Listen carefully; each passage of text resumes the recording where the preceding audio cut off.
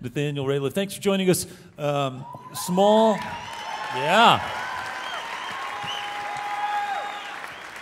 Small town, Missouri. Tell us a little bit about that, growing up.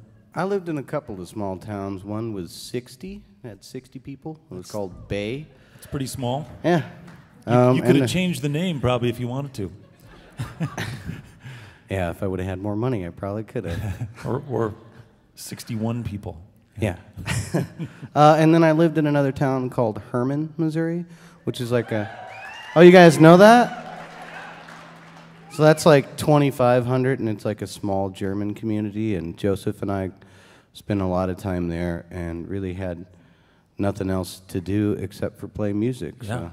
And was it a musical family? Did you have music at home?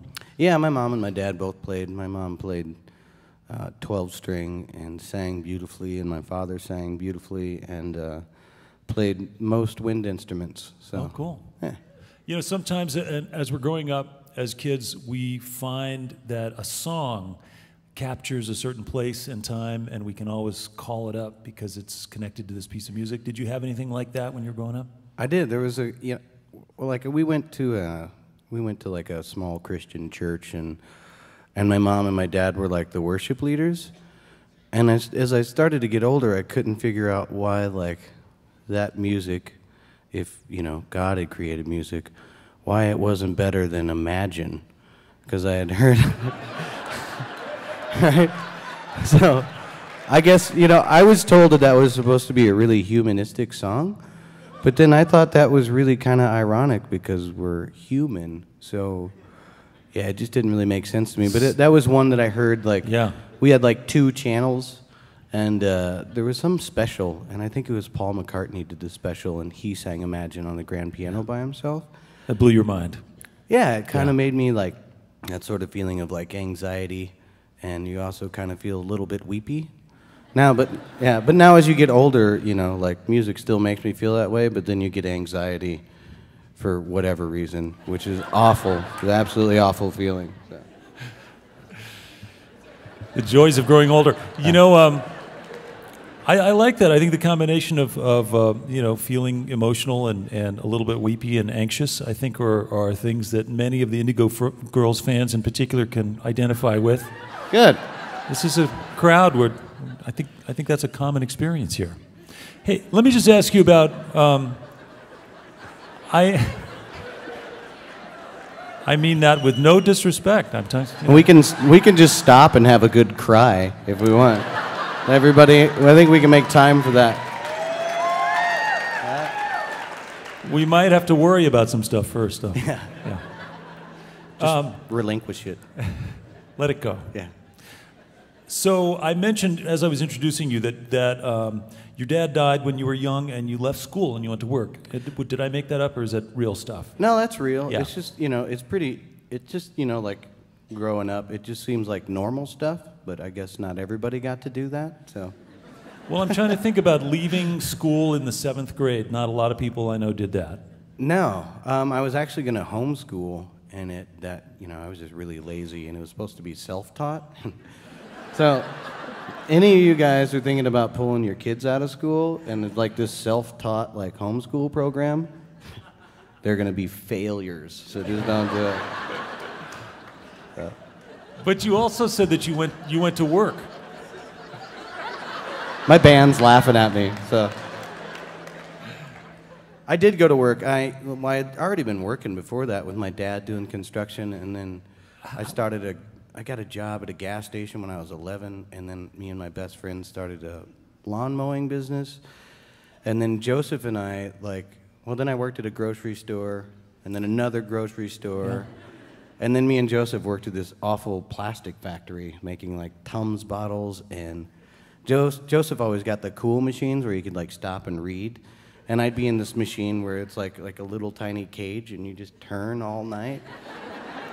And you have to like, in order to go to the bathroom, you have to like wait to be relieved, because if the machine is running by itself, it'll just kind of like blow up. Like, so if you don't pull this bottle out of here in the next 30 seconds, these bolts are going to shoot out. It's kind of like I Love, yeah. I Love just wanted Lucy a crocodile. Yeah. I didn't think like 11-year-olds could get jobs, but I guess. Well, I wasn't 11 when I did that. Yeah. Okay. I was like 16 by then. It all kind of a blur. You know, America. It sounds like Oliver Twist or something. This is really... Pardon me, sir. Could I have some more? Yeah. Could you spare a bean?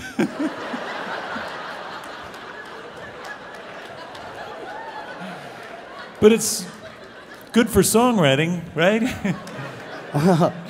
Yeah, the funny thing, I don't think there's too many like hard luck songs on the record.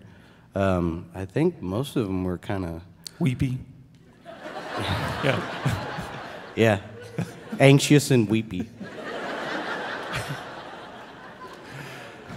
Well, then you came to Denver and continued to work. You worked, doing real work. Yeah, I got a job at a trucking company and stayed there for 9 years, actually. So that was like my career. But now, and then just one day I decided to quit and become a gardener. So that's not a good career move. What? No, I think that's good. I think you're trading diesel fumes for mulch. That's a step in the right direction, I think. Yeah. Yeah. Anyway, and Denver, how has Denver been as a musical community for you? Because obviously this is something, I mean, all sort of, lightheartedness aside, you're a really talented writer and singer. This is something you clearly have been passionate about and doing for a long time. So was Denver a community that nurtured that creative spirit in you when you got there? Definitely. Joseph and I had moved here with a band that just kind of fizzled out, and we had this idea to start like this blues band with like 5 members and 2 drummers. 2 drummers is not always a good thing, just so you know. And that kind of developed into this band called Born in the Flood, which we started to be pretty successful at. And this was just my solo project and kind of ended up taking over. But as far as the community goes, it was really nurturing, and there was a lot of really great bands at the time when we were playing Born in the Flood, and it was never, like, there was never a competition, there was never any animosity. It was really, it seemed like we would go see our friends play and excited about how great their show was and only want to play equally as good. Mm-hmm. But yeah, there was never any like strife between any bands. We'd all go see each other play, and it's still that way. And there's new bands all the time that are always surprising me. So. And this is a great combination of players, and it just sounds like this is a really nice. You've fallen in with a really good group for your songs. It seems like they're really able to sing great. Really good. Julie singing great, and Joseph singing great. Yeah, I got really lucky. Yeah, you did. Yeah, you did. But anyway, and you've also just been signed to Rounder Records, which is, among the independent. Yeah, that took a while, but I mean the actual signing. So it took like a year. So they're like, "We're gonna get you signed," and then it just keeps going and going. Yeah. But at least it happened. Yeah. So. Were there lawyers involved? Yes. Yeah. There you go. That'll slow things down. Yeah. Yeah. But anyway, so you got a nice record company that's got a reputation for really appreciating music and helping artists and developing artists over a long time period. So it's not just like some people talk about getting signed to a big major label and it's one record and out. Rounder's pretty much like, boy, we're gonna help you develop and stick around. Their plan is really, they're not too concerned about like big radio hits, which I don't know if you guys heard, we're writing a lot of those, but they're not too concerned. So.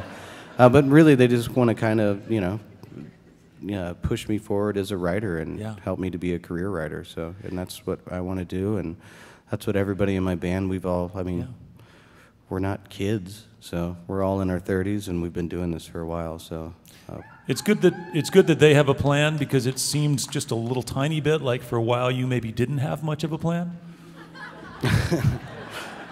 Yeah, well, I didn't really have a plan. I didn't have a plan at all. You're right.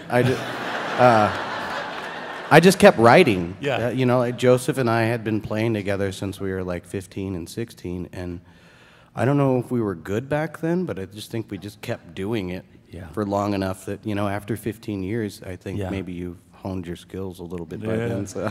I would say you have. No, really, congratulations. You're off to a great start Thanks. with this new venture, new band, new record company, and we're glad you could stop by and join us. Right on. We're going to get back to music. All right, and the record comes out on the 27th of this month, so keep your eye out for it. Welcome back to eTown, Nathaniel Rateliff.